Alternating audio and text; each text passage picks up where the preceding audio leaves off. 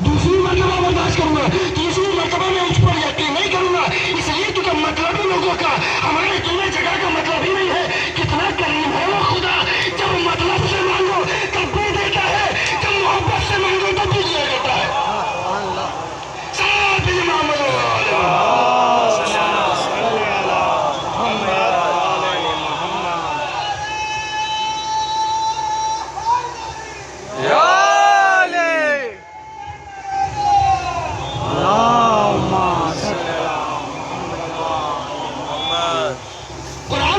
یہ نہیں ہے.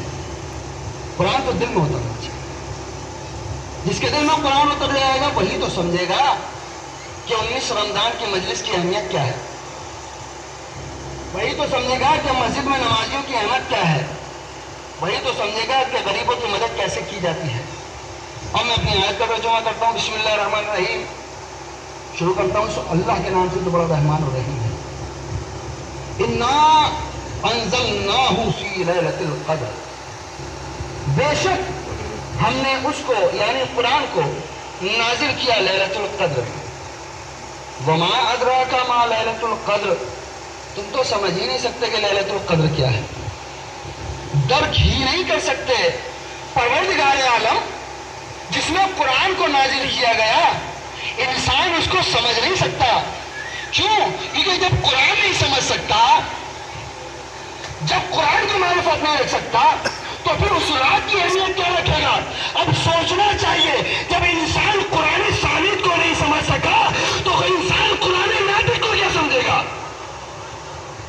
قرآن ناطق کو سمجھنے کے لیے معرفت کی ضرورت ہے. انا انزلناہ فی لیلۃ القدر وما ادراک ما لیلۃ القدر. لیلۃ القدر خیر من الف شہر، یہ رات ہے جو 1000 راتوں سے افضل، 1000 مہینوں سے افضل ہے. رات نہیں کہہ رہا پروردگار، 1000 مہینے. قرآن کیا ہے؟ کہ اللہ کی کتاب،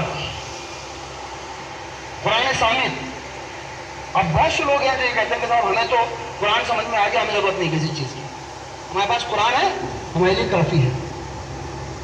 قرآن سمجھ میں آ ہی نہیں سکتا جب تک کہ اہل بیت کا دامن نہ تھاما جائے.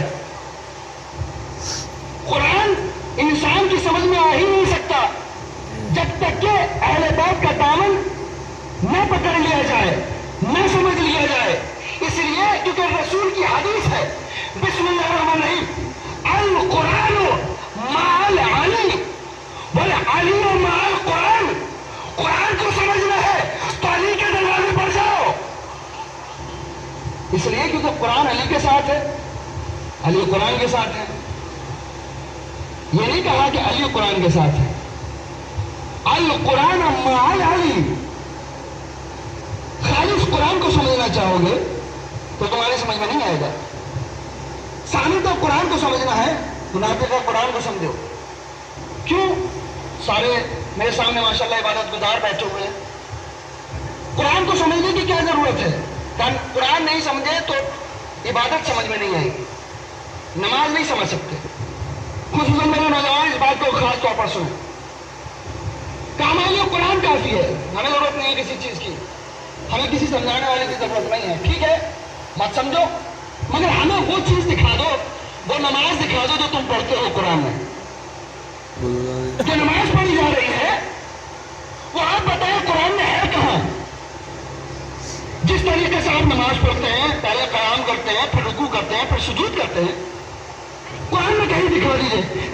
قرآن میں بالکل اسی طریقے سے ایک ہی جگہ پر قرآن میں نماز نہیں ہے، بلکہ قرآن میں نماز بکھری ہوئی ہے. کہیں قیام ہے، کہیں رکوع ہے، کہیں سجود ہے. مطلب سمیٹا کس نے؟ بھائی اس نماز کو سمیٹا کس نے؟ کہا ہمیں جس نے قرآن کی نماز کو سمیٹ کر بتایا وہ ہے اہل بیت. کہ پتا چلا کہ جب بغیر اہل بیت کے نماز نہیں سمجھ سکتی تو بغیر اہل بیت کے زندگی کیسے سمجھ جائے گی؟ نہیں آئے گا قرآن سمجھ میں. مثال کے طور پر قرآن میں کہا گیا آپ کی